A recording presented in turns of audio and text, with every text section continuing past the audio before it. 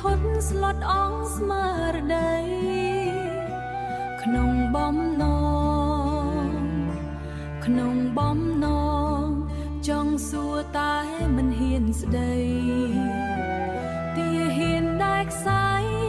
មិនស្មើកូនដៃមែនទេ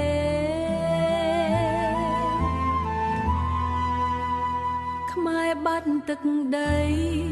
បាត់អង្គជាច្រើនតំបន់ប្រាសាទតូចធំថៃប្លន់រលាយបាត់បង់ប្រជាជនខ្លោចផ្សាទូនយំរគំឬត្រូវទ្រាំរំទាំងទឹក